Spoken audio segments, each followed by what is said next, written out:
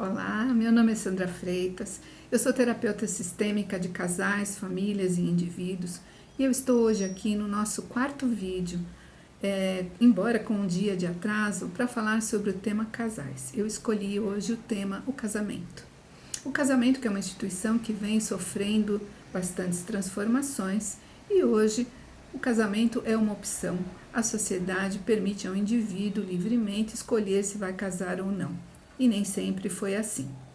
Nós também observamos durante a pandemia muitos divórcios, muitas separações, e em função de todo o contexto que se formou de isolamento e por outro lado, de uma exigência de uma convivência muito forte diária entre os casais. E isso prejudicou muitas pessoas. Existem muitas outras situações externas que podem influenciar num casal, na continuidade ou não desse casamento. E algumas não são tão claras e assim tão perceptíveis quanto o que ocorreu na pandemia. Um exemplo que eu poderia dar são as influências e os registros que ficaram em relação às vivências das gerações anteriores de cada pessoa que formou o par. Essas vivências e esses registros que vão sendo formados desde a nossa infância até a nossa idade adulta podem reverberar no momento de crise daquele par, daquele casamento. Vou dar um exemplo assim bem objetivo. Tem pessoas que não tiveram permissão para se casar. Embora isso não tenha sido explicitado, era esperado que aquela pessoa, por exemplo, ficasse cuidando dos pais, ou porque os pais sofreram perdas e aquela pessoa começou a exercer um papel mais ou menos de um consolador, de um cuidador daqueles pais. Embora essa pessoa possa vir a se casar, ela poderá sofrer de um sentimento que não deveria ter se separado daquela família, ou de um sentimento de que a sua maior ligação ainda é com a família de origem.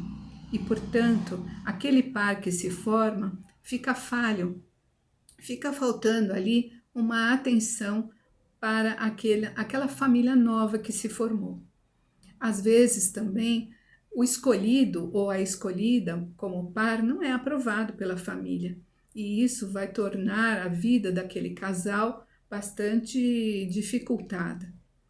E isso às vezes é mais perceptível na vida das pessoas. Existem outras situações não tão ligadas à família de origem, mas ligadas ao desenvolvimento pessoal de cada um também, não é? As pessoas podem se casar por afinidades e isso é bem positivo. Mas isso não acontece na maioria dos casais. Parece que a maioria dos casais se encontram por uma necessidade de encontrar o par para preencher a incompletude sentida em si mesmo. Isso é muito bem explicado pela psicanálise porque é da natureza humana sentir essa incompletude. O que não dá para acontecer é que essa incompletude possa ser preenchida apenas por uma pessoa, pelo par que você escolheu.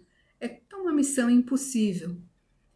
Então, quando a pessoa forma o par, ela espera viver um bem-estar completo e eterno. Essa é a expectativa em geral dos jovens quando se casam. Mas a vida vai trazendo tantas coisas, traz os filhos, traz perdas de entes queridos, perda de emprego, até ganho de muito dinheiro e não saber administrar aquele dinheiro, tantas crises que podem ser trazidas durante esse período longo de um casamento que podem gerar a necessidade até do término dele, em função da dificuldade que as pessoas vão tendo em administrar todas essas situações, esses ciclos que vão acontecendo e que podem se cruzar com outros ciclos que foram vividos em gerações anteriores. E aí forma-se uma grande dificuldade e que os casais não sabem como administrar.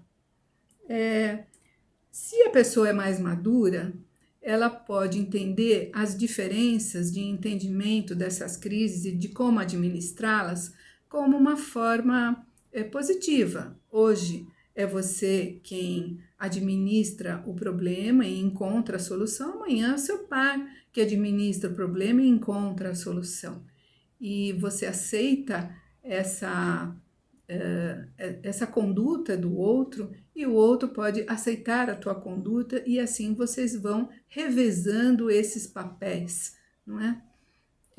Mas se a pessoa não tem tanta maturidade, ela poderá ter essa expectativa muito grande de que o outro seja perfeito e que é uma expectativa um pouco infantil, porque ninguém, nem você, dá conta de todas as intempéries da vida, não é?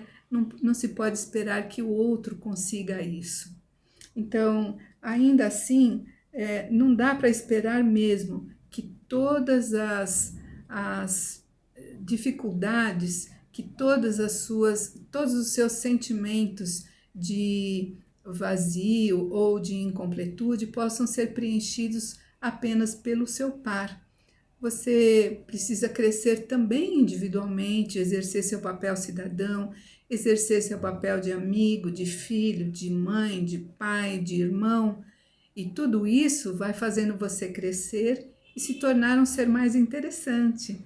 E o que ajuda também no seu casamento. Olha, mas vamos deixar para conversar um pouco mais sobre o casamento amanhã?